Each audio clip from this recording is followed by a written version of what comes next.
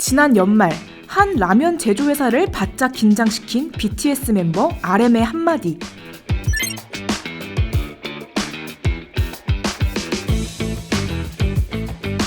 바로 비빔면의 양을 늘려달라는 말이었죠.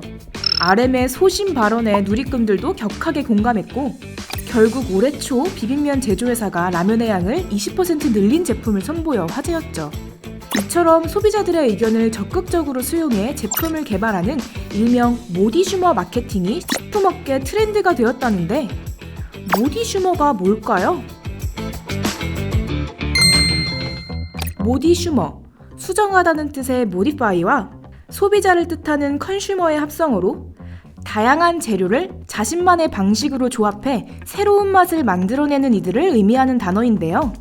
SNS를 통해 자신만의 독특한 레시피를 공개하는 소비자가 늘면서 빠른 속도로 모디슈머 마케팅이 확산하고 있죠. 모디슈머 마케팅은 특히 라면 업계에서 많이 활용되고 있는데요. 대표적인 제품이 바로 짜파구리입니다.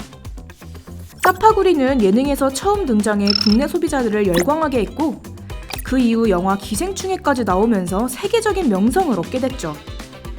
그러자 농심은 이 기회를 놓치지 않고 모디슈머 레시피였던 두 라면을 섞은 앵그리 짜파구리를 내놓으며 인기몰이를 했고요. 최근에는 SNS상에서 PC방 레시피로 화제가 되었던 카구리를 신제품으로 등장시켜 출시 한 달 만에 230만 개 이상 판매하며 흥행을 이끌었습니다.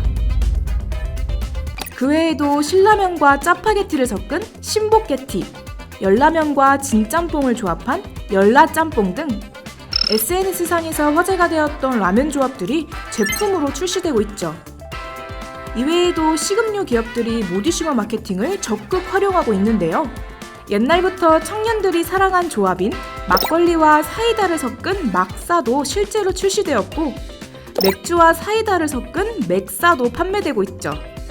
또 코로나19로 의도치 않게 집콕 생활을 해야 하는 상황 속에서 커피 믹스를 수천 번 저어 만든 달고나 커피가 SNS상에서 유행하자 각종 프랜차이즈 카페에서 달고나 커피를 상품으로 내놓기도 했습니다. 그렇다면 소비자들이 출시를 기다리는 모디슈머 제품에는 어떤 것들이 있을까요? 소비자들이 원하는 조합 1위는 바로 신라면과 나가사키 짬뽕을 섞은 신나사키였습니다. 두 제품의 조화가 잘 어울린다는 평이 많았다고 해요. 그 뒤로는 오징어 짬뽕과 짜파게티를 섞은 오빠게티, 너구리와 사골곰탕을 섞은 너구리곰탕 등이었다고 하는데, 과연 이 제품들도 맛볼 수 있게 될까요? 이처럼 기업들이 모디슈머 마케팅을 시도하는 이유는 시장 반응이 불확실한 일반 신제품과 달리 이미 소비자들 사이에서 맛이 증명된 레시피를 활용하면 실패 확률을 줄일 수 있고 신제품 개발비도 아낄 수 있기 때문이라고 합니다. 하지만 모디슈머에 대한 평가가 나뉘기도 하는데요.